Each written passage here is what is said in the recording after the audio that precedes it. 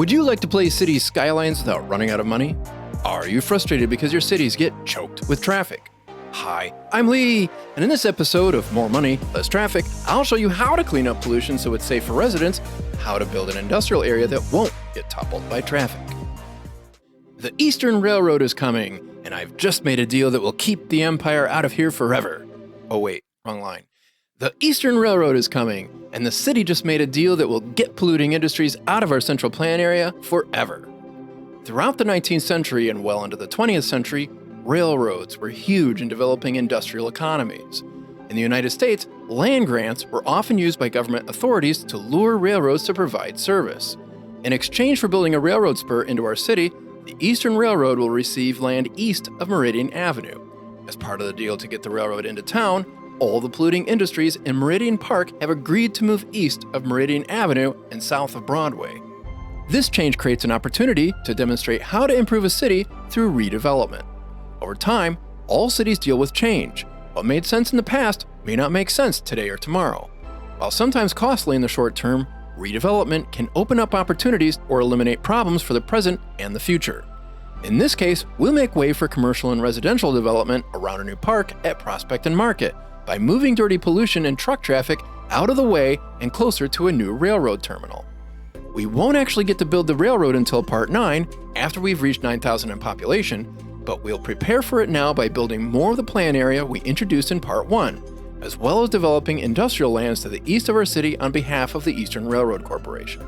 This will require removing the highway inside our plan area and building a new connection on Market Street. By the way, if you enjoy my videos, please be sure to like, share, and of course, subscribe and click the notification bell. I'm also on Patreon, where you can watch commercial-free and get early access to new videos. Now let's expand our city to the southeast so we can move most of the industry out of our initial plan area, expand our electrical capacity, and move our highway connection. Since we bank more money with every minute, we'll do all of this, including the highway, with the clock running. First, select the 2-lane gravel road tool and extend Meridian Avenue 8 blocks, or 96 units, to the southern edge of our plan area at South Avenue. Rather than extending a road all at once, I'm extending it south to north 24 units at a time, so that all the streetlights will be going the same way when we upgrade to paved roads later. Now switch to the 2-lane road tool. Since everything east of Meridian Avenue is outside our plan area, we'll break away from the 12-unit block size here by extending South Avenue 8 units east for A Street, another 14 units for B Street, 12 units for C Street, and 10 units for D Street. The larger gap between A Street and B Street leaves room for the freight rail line and cargo terminals we'll build in Part 10. Now switch back to gravel roads to extend C Street 12 units north of South Avenue, B Street all the way up to Broadway, and A Street up to Water Street. Build Water Street between A Street and 4th Street. Next, switch over to the 2-lane road tool to build Market Street from Wood Street to Smith Street, and fill in the section of Broadway between B Street and Meridian Avenue. Then, starting on B Street, 22 units south of Broadway, or 2 units north of Water Street, build Prospect Avenue to the intersection of Meridian Avenue and Broadway. We should get a perfect 45-degree angle.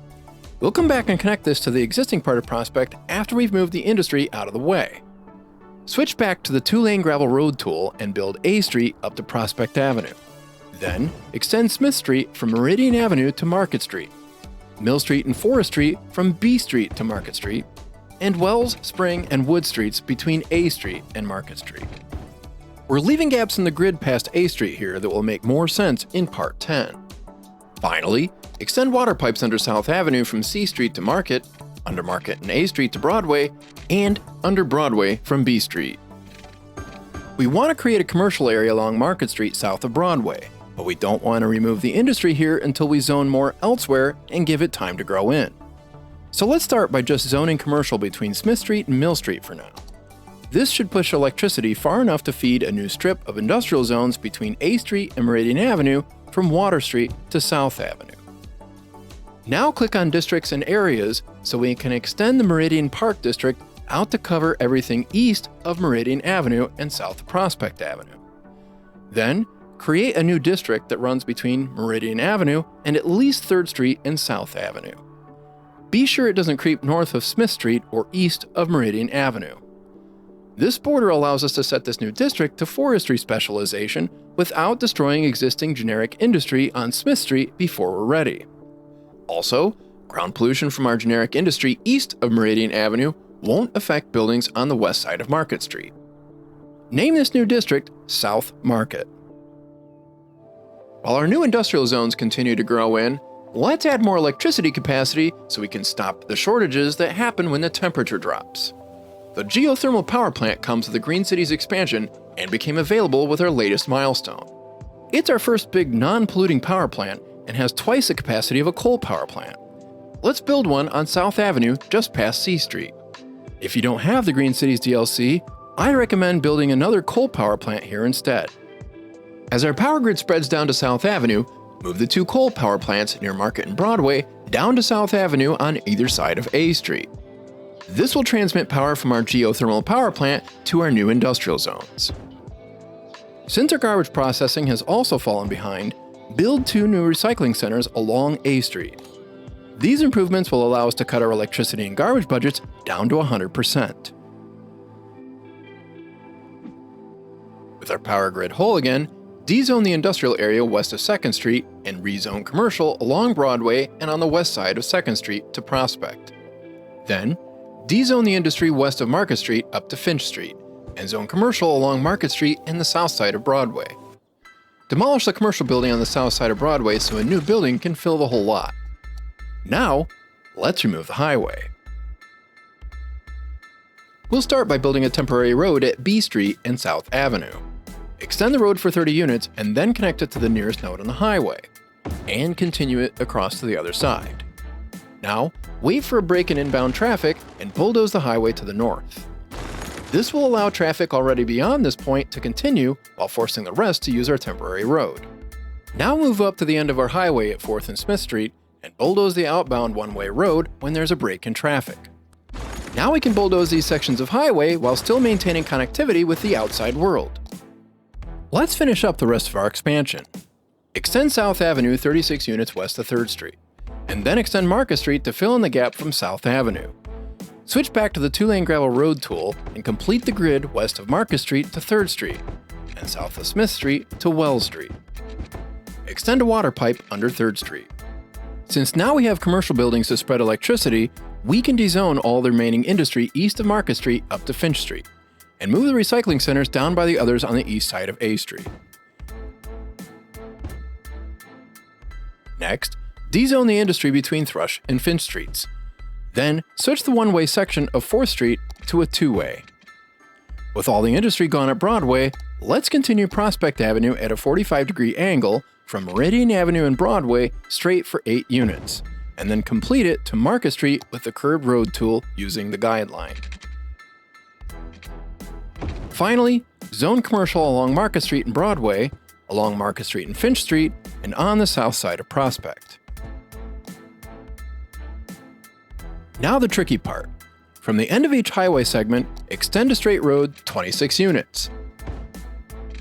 Switch over to the curved road tool and build from between these 2 segments right into Market Street using the guideline. Now, bulldoze the last segment on each of the 2 highway extensions. Using a curved road again, extend 5 units and connect each highway extension to the curved road connecting to Market Street. Upgrade the single segments to a 6-lane road with decorative grass and the paired segments to highway.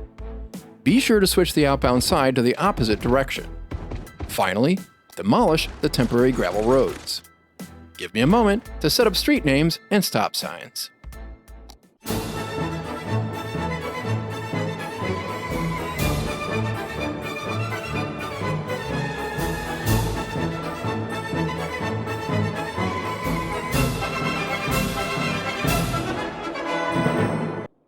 Let's pull up our traffic routes info view and use what we learned in part 6 to optimize our junctions. First off, we want to make sure we didn't accidentally add a stop sign where our highway turns into a 6-lane road. Next, we don't have a lot of traffic coming through, so let's turn off this traffic light at South Avenue and Market Street. Make sure traffic on Market Street doesn't have to stop. We still have a 4-way stop at Market and Broadway. That seems to be working right now, so we'll leave that alone. Let's make sure Market Street has priority at Prospect and Prospect priority at Broadway.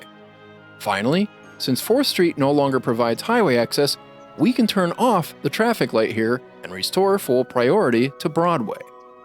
Before we move on, let's check out our pollution info view and see what's happened where our dirty factories were at Market and Broadway. Where we used to see deep red, like we do in our new industrial area to the south, we now only see a slight trace of ground pollution. When we switch back to our normal view, we can also see the ground is transforming from an ugly gray back to a much healthier green. At this point, it's probably safe to zone this residential. So let's zone the remaining land west of Market and south of Broadway, and also the areas around Market Square. Let's also prevent us accidentally bringing polluting industries back to this area by adjusting our district boundaries. First, let's expand the North Market District all the way down to Broadway. Then, we'll expand South Market up to Broadway, all the way past B Street and down to Water Street. I have something special planned for the area east of Prospect and B Street that we'll talk about in our next episode. Next, we'll tidy up the boundary of our downtown district along Wells and 3rd Street. Since both the North and South Market districts are set to forestry specialization, we can now zone for more industrial jobs in the area we cleaned up and not worry about pollution encroaching. This seems like a good time to outline the area for our new Market Square Park. Leslie Knope is super excited about this. But when will the city let her start building? Let's speed up the clock while City Council deliberates and we look at our 2 key takeaways. First, repurposing land can ease expansion. It made sense to keep our industry close at first, but it makes more sense for the future to have a commercial area and park anchor the east end of our plan area. Ground pollution fades pretty quickly, and nothing we build has to be permanent. So reorganizing our zones around something like a rail or highway expansion can help us avoid bigger pollution and traffic problems in the long run. Second, build new before removing the old. Adding new industrial zones helps stabilize our economy while we reshuffled land uses at Market and Broadway. The same worked for moving our highway, where our temporary roads maintained outside access for our city. City Council has decided that expansion of other city services must take priority over Leslie Knope's new park. She'll have to settle for upgrades to the bow tie in our next episode. Right now, Sims and Meridian Park are desperate for more water capacity. Let's go down to Spring Lake and add another water drain pipe. And then, add a couple of water towers off of 5th Street. This should take care of things for a while. Let's take a look at our info views and see if we need any more service upgrades. First, electricity and water look great. Garbage capacity is adequate for now, as are elementary school and high school capacity. Ground pollution is now completely gone at Market Square and only affects land east of Market Street in our new South Market neighborhood.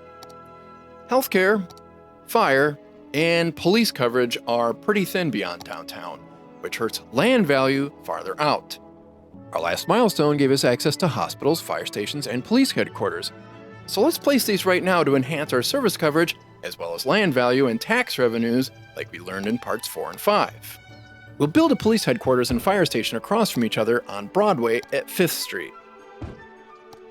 Then, move the police station and firehouse out to South Avenue and C Street. Our new larger buildings have bigger coverage areas, but they don't quite reach the edge of town. Moving our old buildings will fill the gap and save some money over building new. Let's go back and dezone all the residential on Broadway so we can redevelop it as commercial. This will satisfy some of our commercial demand and make Broadway into a nice long shopping corridor. Now, build a hospital on Taylor Street between 6th and 7th Streets. Move the medical clinic at Broadway and 7th out to Market and South Avenue. And then, rezone commercial between 4th Street and Main Avenue. Back to our info views again. Land value is inched up now, thanks to thorough healthcare, fire, and police coverage across our city, and moving pollution farther out on the edge of town. Traffic is busy on Market Street, but we don't see any backups building that don't clear. We do see a few indicators flashing though. First, some of our industry is complaining that there are not enough workers. Sometimes this happens because traffic problems keep Sims from getting through, but we just saw that traffic is not likely the issue. Rather, this regularly happens when we've added more jobs, but not enough Sims have moved in to fill them.